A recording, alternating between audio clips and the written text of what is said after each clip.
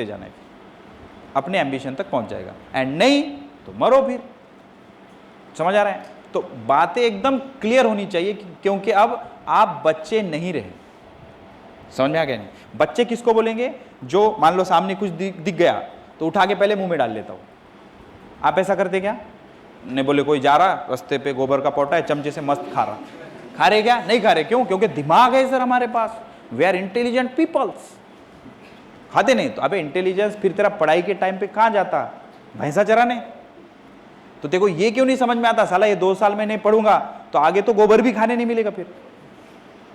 ये क्यों नहीं समझता तेरे को? बात समझ में आ रही कि नहीं? तो ये वाला सीन है बेटा, इंटेलिजेंस दिन पे दिन बढ़ते जा रहा, कंपटीशन दिन पे दिन बढ़ते जा रहा। किन के लिए? जो पढ़ाई कर रहा। लेकिन 90 to 95% लोग आपके कंपटीशन में नहीं, उनके बारे में सोचो ही मत, अपने बारे में सोचो। मैं कैसे इंप्रूव होऊंगा, मैं कैसे अच्छा बनूंगा, मेरे को कैसे लोग अच्छा बोलेंगे, मेरे में अच्छी आदतें कैसी आएंगी, मैं जल्दी सो जाऊंगा, 8 घंटे सो के उठूंगा, जल्दी उठूंगा, एक्सरसाइज करूंगा, पढ़ाई पे फोकस करूंगा, अपनी हेल्थ संभालूंगा, कोचिंग कभी मिस नहीं होने दूंगा, जो भी टीचर बता रहा उसकी बात मानूंगा, बड़े जो बोल रहे उसकी बात मानूंगा, कभी भी उनके मर्जी के खिलाफ कुछ भी नहीं करूंगा। 2-3 साल ये कर लो, जिंदगी सवर जाएगी, फिर अपनी मर्जी के मालिक। एंड नहीं तो जिंदगी भर गुलाम बन के रहो। फिर 2 ऑप्शन है आपके पास। समझ में आ रहा है कि नहीं? तो इस चीज को थोड़ा सा सोचो, क्योंकि देखो इंडियन एजुकेशन सिस्टम ही एक ऐसा एजुकेशन सिस्टम है जिसमें गरीब लोग पढ़ के बड़े बन सकते। नाम रखने तो अपन किसको भी नाम रख देते, मोदी जी को भी नाम रखते लोग, बोले कुछ काम नहीं कर रहे। समझ में आ रहा है कि नहीं? लेकिन अपना ही एजुकेशन सिस्टम ऐसा है जिसमें गरीब का बच्चा पढ़ के भी बिलीनियर बन सकता। फॉरेन में चले जाओ, सारे कॉलेज में पैसे चलते, अपने पास नहीं चलते। अगर कोई कलेक्टर की औलाद भी होगा, कितना भी बड़ा इंसान होगा, वो अगर बोलता है कि मैं कितने पैसे होना बोलो 500 करोड़ रुपए देता मेरे बच्चे को एम्स में एडमिशन देते, क्या उसको बोलते उधर मुंडी कर। समझ आ रहा है? तो वहां पे पढ़ के ही जाना पड़ता। तो जाओ फिर पढ़ के, पढ़ो ना, मेहनत करो। और ये जो जर्नी रहती एक दिन की नहीं रहती, इसमें फिर अपनी कमियां मत देखो कि मैं तो ऐसा हूं सर, मैं उर्दू से पढ़े वाला सर, मेरे को ये। अबे नहीं, मैंने क्या बोला पहले दिन? छोड़ो वो, देखो क्या है, हाँ ये नहीं आ रहा, उसको पहले 100 बार लिखो, फिर बाद में सोचो उसके बारे में कि आता कि नहीं आता। पहले लिखना उसको, तू 100 बार लिख। अबे 15, 16, 20 बार तक तो तेरे दिमाग में छप जाता हो, और 100 बार तक तो तेरे को उल्टी आती उसको देख देख, और आ गए, तो हिम्मत लगती उसके लिए। अच्छा सब नहीं कर सकते और ये अपने लिए अच्छा है, साला सब करते तो फिर तो पढ़ के भी फायदा नहीं रहता ना। समझ में आ रहा है? तो तू कर सकता है क्या? तेरे में है क्या हिम्मत? कर, तू आगे जाएगा, बाकी नौकर रहेंगे। समझ में आ रहा है? तो ये वाला सीन है, इसको सीरियसली सोचो। और तुम अच्छे रहोगे तो तुम्हारी बैच अच्छी रहेगी, बैच का एटमॉस्फेयर अच्छा रहेगा, तो मास्टर भी अच्छी अच्छी बातें बताएगा। तुम बिगड़ जाओगे, जैसे इसके पहले ना अचीवर्स करके एक बैच थी, उसमें 15 मिनट सिखाना पड़ता था, 45 मिनट उनको चुप कराना पड़ता था। अबे चुप हो जाओ कमीनो। समझ में आ रहा है? मानते ही नहीं थे वो। तो फिर एक टाइम लिमिटेशन रहता ना। समझ में आ रहा है? यही सारी चीजें हैं। जैसे देखो कॉलेज के अलग अलग टाइप रहते, स्पेशली इंजीनियरिंग के। इंजीनियरिंग कॉलेज मान लो 2-3 टाइप रहते। एक रहता आईआईटी का कॉलेज, एक रहता एनआईटी, एनआईटी को हटा देते हैं, आईआईटी, ऑटोनॉमस और गवर्नमेंट, 3 तरह के कॉलेज रहते। समझ में आ गया? अच्छा, तो आईआईटी कॉलेज में और ऑटोनॉमस कॉलेज में और गवर्नमेंट के कॉलेज में क्या सर सिलेबस अलग अलग रहता? नहीं, सिलेबस तो सबका सेम रहता, प्रैक्टिकल लैब सबके सेम रहते। तो सर वो आईआईटी वालों को करोड़ में पैकेज देते, ऐसे कुछ न्यूज आते। तो ये भेदभाव क्यों? ये भेदभाव इसलिए क्योंकि वहां के बच्चे उस लायक रहते। तो ये उस लायक कैसे बनना पड़ता सर? वैसे लोगों के साथ रह के। तो वैसे लोग कहाँ मिलते? वहां। इसलिए लोग मरमर करते वहां एडमिशन लेने, इसलिए कट ऑफ हाई जाता। समझ आ रहा है? अरे मेरे भाई, अगर तुमको दारू पिए नहीं तुमने कभी, तुम क्या करो, एक बेवड़ा दोस्त बना लो, उसके साथ 10 दिन रहो, 11वें दिन तुम्हारे मुंह से अचानक बो आती, बोले मैं तो पिया भी नहीं फिर भी बो आ रही। समझ आ रहा है? तो ऐसे ही उल्टा भी लॉजिक चलता। तुमको बड़ा आदमी बनना है, या तो बड़े इंसानों के साथ रहो, मेरे तरफ मत देखो, आई एम ऑलरेडी रिच। समझ आ रहा है कि नहीं? बात समझ में आ रही है? तो या फिर नहीं होता तो एटलीस्ट गरीबों के साथ मत घूमो। अब आपके हिसाब से गरीब कौन? जो नॉलेज से गरीब है, दिमाग से पैदल लोग हैं, खुद कुछ करते नहीं और जो दिख रहा उसको नाम रखते रहते। अरे बोले ऐसा है, ये वैसा है, वो वैसा है, वो वैसा है, बोले तू ही ऐसा है, हटा दो उसको। समझ में आ रहा है? तो स्ट्रेट फॉरवर्ड अपना अपना रहो, कोई ग्रुप मत बनाओ, आगे बढ़ते चलो। ऑटोमेटिक सब बच्चे जब पढ़ाई करेंगे तो तुम्हारे बैच का इन्वायरमेंट ही पढ़ने वाला होगा, तो हम आके पढ़ाई की बातें करेंगे। बात समझ में आ रही है? तो ये सोचने वाली चीज है बेटा, इस पे गौर करना। ओके, तो cos थीटा कितना आ रहा था 1। कैसे आ रहा था देखो, यही निपटा देते हैं। ये बना अपना सर्कल, ये बना ट्रायंगल, ठीक है, ये इसका एंगल, ये क्या बन गया इसका फ्रंट साइड, और एक को बेस बोल दो, एक को हाइपोटेनियस बोल दो, ये आर्क बन गया एस। बेटा जब साइन थीटा ले रहा था तो front side by hypotenuse, tan theta ले रहा था तो front side by adjacent side, लेकिन जब कॉस थीटा लेगा तो cos theta is adjacent side by hypotenuse, और दोनों लगभग कैसे हैं? सेम। तो आंसर कितना आएगा 1। तो cos of small angle is 1। Cos का स्मॉल एंगल कितना आएगा 1। जैसे अगर मैं आपको बोलूं बेटा बता कॉस 1 डिग्री कितना आएगा 1, बेटा कॉस 2 डिग्री कितना आएगा 1, कॉस 3 डिग्री कितना आएगा 1, कॉस 4 डिग्री कितना आएगा 1, कॉस 0 कितना आएगा 1। समझ आ रहा है? तो cos of small angle is 1 and sine और टैन का small angle is that angle converted into radian, क्योंकि हमने पहले ही बोला अकेला थीटा किस में होता है? रेडियन में होता है। किस में होता है? रेडियन में होता है। ठीक है, अब ना यहां से आगे के लेक्चर में ना पूरा दिमाग साथ में लाओ एंड पूरे दिमाग से सुनो, क्योंकि अब ना चीजें थोड़ी सी आपके लिए डिफिकल्ट होने वाली है, क्योंकि अगर आपने ढंग से नहीं सुना। समझ आया? क्योंकि अब ये एक गुड़िया, ये छोटे छोटे बच्चों की बातें हो गई, अब कल से डिफरेंशिएशन स्टार्ट होगा, इंटीग्रेशन, मैथमेटिक्स और फिजिक्स दोनों अलग अलग कहानी रहती। समझा? फुल कंसंट्रेशन से सुनेंगे तभी दिमाग में चीजें जाएंगी, और एक झटके में नहीं आएगा। जैसे मैं मेरे छोटे बच्चे को बताऊं ये ए फॉर एप्पल है लिख, तो मैंने बता दिया, उसने लिख दिया, इतने जल्दी आता क्या? ए को 50 दिन लगते। वैसे ही आपको टाइम लगेगा, समय लगेगा, आप कितने भी इंटेलिजेंट हो स्कूल में, लेकिन अब ये बातें समझने आपको टाइम लगेगा। तो जिसको जल्दी कैसे आएगा? प्रैक्टिस करके। रिटर्न प्रैक्टिस बढ़ाओ, और जो प्रैक्टिस कर रहे वो लाके सबमिट करो, उसको रखो मत। आप लाएंगे मैं उसको फाड़ूंगा, फाड़ूंगा मतलब वो खत्म हो गया, आपको नया करना है। समझ आ रहा है? घर पे जमा करोगे तो उसको देखते रहोगे, देखते रहोगे तो नया करने में फिर मन नहीं करेगा। क्यों? बोलेंगे अरे मैंने तो इतना पढ़ लिया, इतना पढ़ लिया। तो जो आपने पढ़ा उसकी औकात में बताऊंगा, फाड़ के फेंक देंगे, क्योंकि प्रैक्टिस है वो। और कर जा, और कर, और कर। समझ में आ रहा है? ऐसी प्रैक्टिस करेंगे तो ही होगा। कम से कम 3 दिन में एक बार आपने रिटर्न प्रैक्टिस लाके सबमिट करो।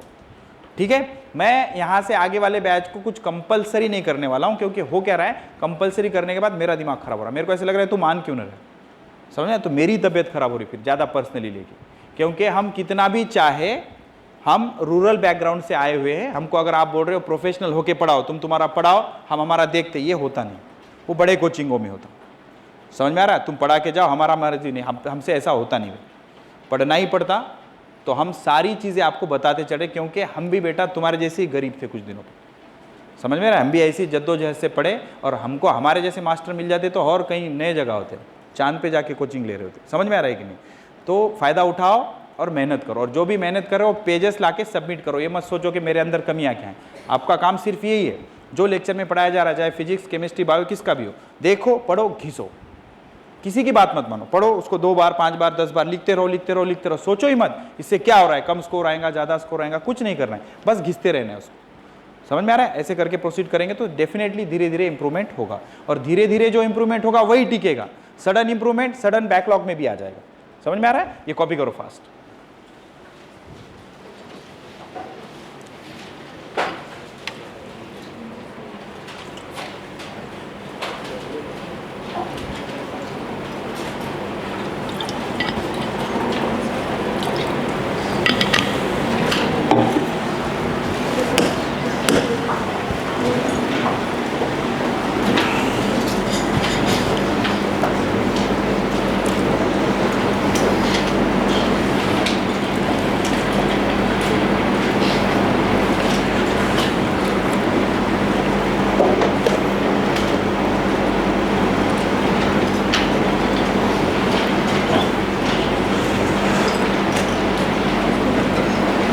हो गया?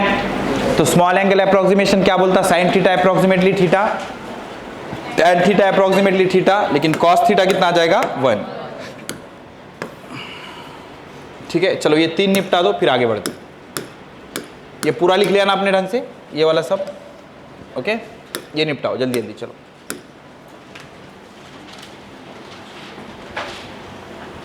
पहला सवाल, साइन 1 डिग्री।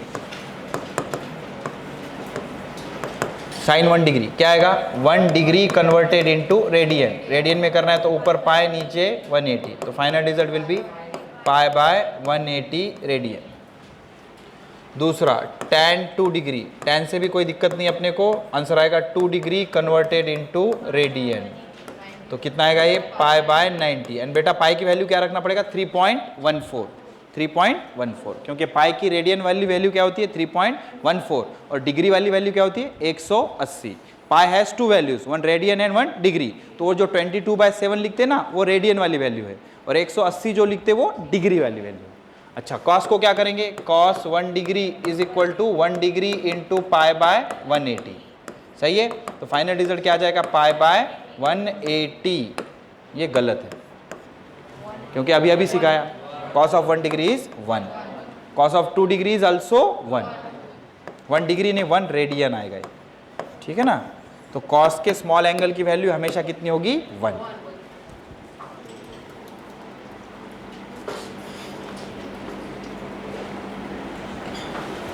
देखो प्लेन एंगल समझ लिया हमने, सॉलिड एंगल समझ लिया, बायोनॉमियल अप्रोक्सीमेशन समझ लिया, उसके बाद हमने दो टाइप के एंगल उसका यूनिट गिनना सीख लिया, डिग्री सेकंड मिनट का बेसिक क्लियर हो गया अपना।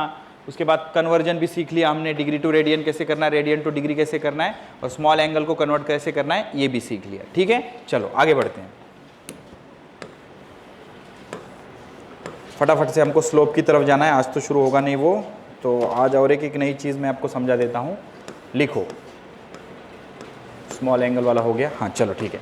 अब लिखो ASTC रूल, फटाफट इसको कवर करते हैं, कल इसकी प्रैक्टिस करेंगे ढंग से।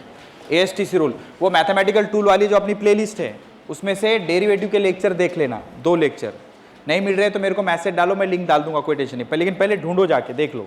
बेसिक मैथमेटिक्स की जो प्लेलिस्ट है उसमें डेरिवेटिव के 2 लेक्चर है, एक लेक्चर जिसमें डेरिवेटिव समझाया गया है, दूसरा लेक्चर जिसमें डेरिवेटिव की प्रैक्टिस है। दोनों लेक्चर ढंग से देख लो, फायदा होगा, समझ में आ रहा है। चलो आगे बढ़ते हैं, क्या लिखिए आपने ASTC रूल, ASTC रूल। अब इसको ऑल स्टूडेंट टेक कॉफिन, ये वो मेरे को नहीं पसंद आता है, ठीक है ना। अबे जो है वो याद करेंगे, काय का कॉफिन, काय का वो कॉफी फिर से याद करते बैठना पड़ता। ASTC 4 लेटर याद नहीं रख सकते तो क्या डॉक्टर बनेंगे फिर तुम, सीधे सीधे याद रखो ASTC रूल, ठीक है। तो अब देखो बेटा क्या रहता कि फिजिक्स में मोशन पढ़ने के लिए हम एक फ्रेम बनाते, उसको बोलते फ्रेम ऑफ रेफरेंस। बड़े बड़े वर्ड आएंगे, ढंग से सुनना, ओके, और धीरे धीरे डाइजेस्ट होगा, गड़बड़ नहीं करना। उसको बोलते फ्रेम ऑफ रेफरेंस। जैसे स्कूल में आप क्या करते थे, एक नंबर लाइन बनाते थे ऐसे, इसके सेंटर में क्या लिखते थे 0 और इधर +1, इधर +2, इधर -1, इधर -2।